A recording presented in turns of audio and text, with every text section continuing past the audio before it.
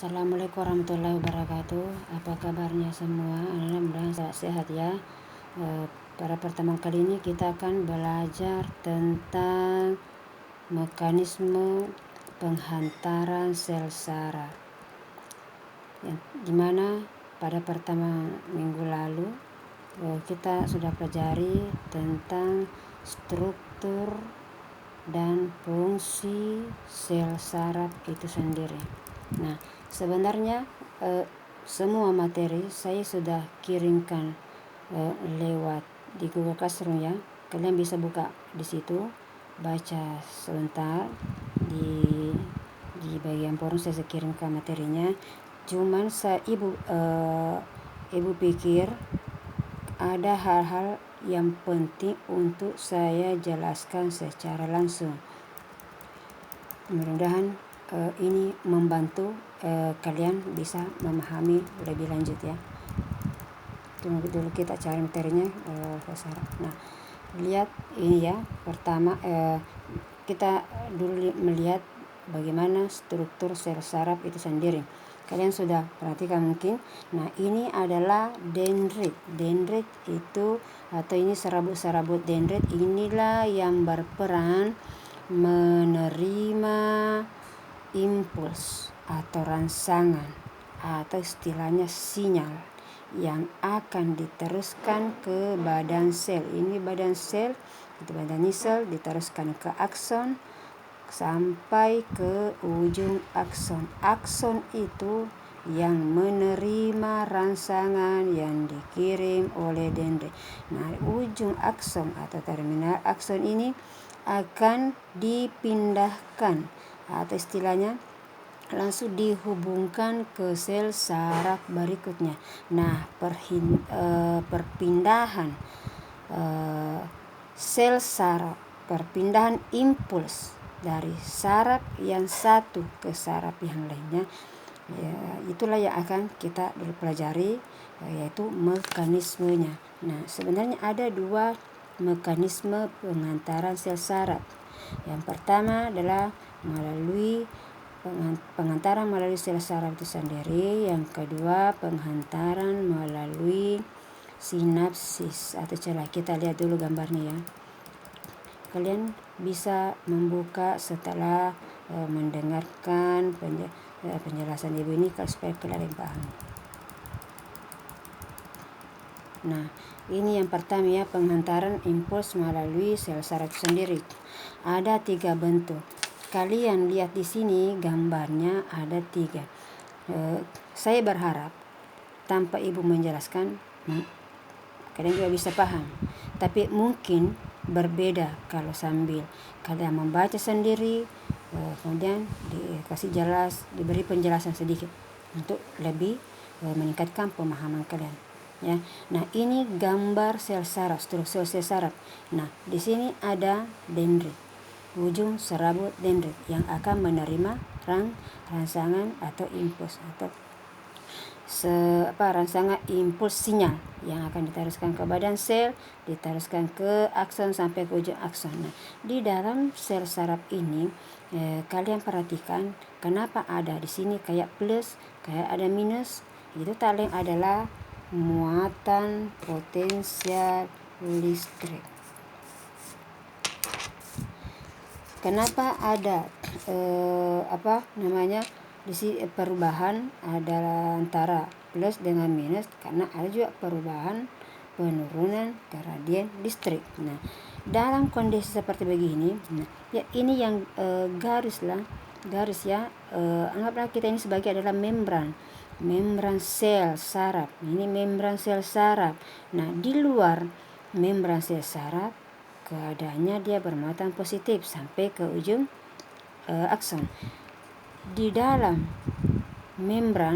bagian dalam membran sel saraf bermuatan negatif sampai ke ujung akson. Artinya dari sini, dari awal sampai terakhir semua sama muatannya. Dalam keadaan ini maka dikatakan sel saraf itu fase polarisasi atau beristirahat. impuls itu berjalan sepanjang akson. Sepanjang akson ini mulai dari sini sampai. Nah, bagaimana kalau ada rangsangan? Ada rangsangan atau impuls yang mengenai sel saraf itu sendiri. Nah, lihat, berarti adanya perubahan, terjadi aksi, aksi jika ada impuls, jika ada sinyal dari muatan yang positif ke menjadi muatan yang negatif. Jadi ini ada perubahannya baik di luar membran sel maupun di dalam membran sel itu sendiri terjadi perubahan. Nah, lihat dari positif menjadi negatif. Ini yang di atas dari negatif berubah menjadi positif karena adanya aksi. Rangsangan juga itu pasti dia berjalan sepanjang akson karena adanya impuls tadi itu dia akan mengubah polarisasi, maka dikatakan fase ini dia fase dalam keadaan bekerja, disebut sebagai depolarisasi. Kalau membran tadi ini dikatakan potensial istirahat, maka keadaan membran yang ada di sini dikatakan potensial bekerja, potensial kerja. Nah, berarti adanya perubahan muatan listrik ini. Kenapa ada di sini muatan listrik? Karena pada dasarnya dalam sel saraf itu terdapat ion-ion. Yang banyak adalah ion K+ dengan Na+. Pada dasarnya di sini dibantu oleh Na+ sebagai pompa dengan K dalam kalau dia pas istirahat berarti pintu pompa Na+ dalam keadaan tertutup. Kalau di sini berarti adanya impuls, adanya saran, berarti pintu pompa Na+ di sini terbuka. Nah, inilah yang akan menyebabkan terjadinya perubahan muatan listrik karena pompa ion Na+ dan K+ di sini terbuka. Nah, berarti ini kan rangsangan berjalan sepanjang akson ini. Berarti misalnya dalam keadaan di sini dia terbuka. Ini kan nanti seterusnya akan seperti begitu. Kalau rangsangan berjalan sepanjang ini, otomatis juga terbuka ini. Di sini lagi tertutup. Di sini lagi tertutup. Nah, begitu seterusnya sampai ke ujung akson. Nah, berarti fase inilah dikatakan dia depolarisasi. Dia fase membrannya dia dalam keadaan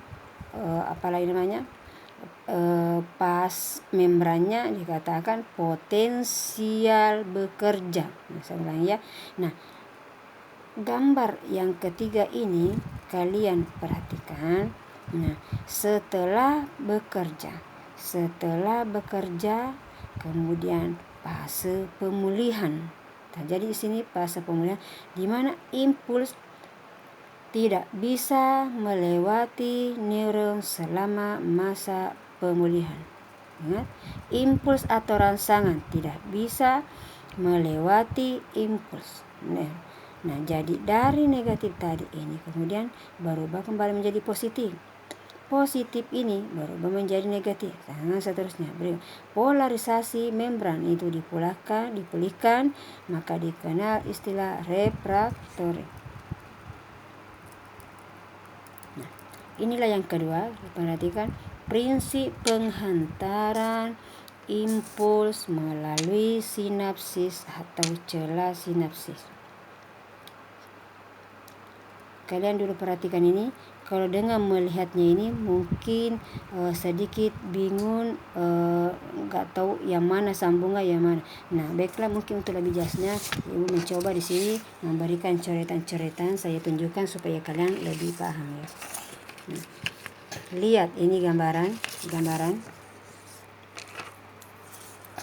Nah, ini misalnya sel saraf yang satu. Ini gambaran sel saraf yang satu. Kemudian ini gambaran sel saraf yang kedua. Berarti di sini ada ujung dendrit. Di sini ada ujung akson. Ujung akson dari sel yang satu akan diteruskan ke ujung dendrit sel yang satunya, sel neuron yang satunya. Akan tetapi loncatan atau penerusan impuls dari ujung akson di sini yang akan menyeberang ke ujung dendrit terdapat celah yang dikenal istilahnya sinapsis. Berarti kalau begitu ada yang menghantarkannya, ada yang membantunya. Impuls itu bisa nyebrang di sini, bisa bersambungan ke sini. Apa namanya itu? Nah, ada istilah neurotransmitter. Neurotransmitter. Kalian bisa lihat tulisan sendiri ya. Neurotransmitter itu yang paling adalah senyawa kimia yang dihasilkan prasinapsis. Jadi kalau ini sinapsis, di sini ada di ujung akson itu sebenarnya terjadi pembengkakan. Yang dikenal dengan tombol sinapsis. Nah, pembengkakan pada ujung akson. Nah, di situ ada membran, berarti membran prasinapsis istilahnya.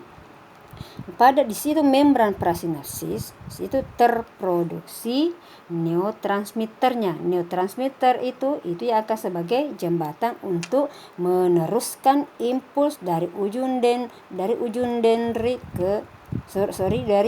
akson ke ujung dendrit pada sel berikutnya. Apakah contohnya itu neurotransmitter? Yang manakah termasuk? Nah, neurotransmitter misalnya asetilkolin, oksitosin, dopamin, serotonin, norepinefrin. Nah, misalnya asetilkolin, neurotransmitter yang menghantarkan impuls itu yang berkaitan dengan aksi-aksi kita, aksi atau gerak otot, belajar, dan ingatan. Jadi kalian yang mudah memahami pelajaran, yang lambat atau yang cepat memahami pelajaran, yang berperanan di situ neurotransmitternya adalah asetilkolin. Nah, misalnya neurotransmitter contoh ya yang berkaitan dengan oksitosin, berkaitan dengan suasana hati, perhatian, kemudian dan juga masih suasana belajar juga. Misalnya moodnya orang belajar, dia ada yang cepat konsentrasi, ada yang tidak. Sebenarnya neurotransmitter yang berperanan dalam saraf kita adalah ini oksitosin. Kemudian ada dopamin, serotonin yang dihasilkan oleh otak. Oke. Kalau misalnya ada juga yang kalian mudah stres, berarti neurotransmitternya yang akan menyeberangkan atau meneruskan impuls dari neuron satu ke neuron yang lainnya adalah namanya norepinefrin. Jadi setelah neurotransmitter itu bekerja, ini neurotransmitter yang ada di sini dihasilkan pada prasinapsis. Neurotransmitter itu, maka pasca sinapsis, di sini pasca sinapsis, mungkin di buku kalian istilahnya post sinapsis, itu sama ya. Dia akan mengeluarkan enzim menghidrolisis neurotransmitter itu. Menghidrolisisnya enzim yang fungsinya itu enzim yang dihasilkan pada pasca sinapsis itu dia menghidrolisis neurotransmitternya di situ. Nah, misalkan neurotransmitternya adalah asetilkolin, maka enzim yang dihasilkannya itu adalah namanya asetilkolina separase. Nah, sampai di sini kalian bisa mungkin pahami penghantaran impuls secara penghantaran sel saraf melalui sinapsis. Nah, kalian perhatikan juga gambar ini kan, ini yang saya masukkan tadi neurotransmitter. Kemudian ini gelembung yang mengandung. Gelembung sebenarnya yang istilahkan di situ buku juga dia dikatakan membentuk vesikular. Nah, inilah membran. Ini antara yang ini istilahnya ini ujung akson, ini ujung dendrit. Nah, berarti di sini ada membran prasinapsis, ada membran di sini pasca sinapsis. Nah, inilah reseptornya yang menerima adalah protein. Kenapa sebenarnya protein itu? Karena ya tak lain itu kebanyakan neurotransmitter transistor itu adalah bagian daripada protein itu sendiri. Oke, sampai di sini kemudian kalian bisa paham. Jangan perlihatkan sekali lagi, mungkin kalian bisa lebih paham lagi ya.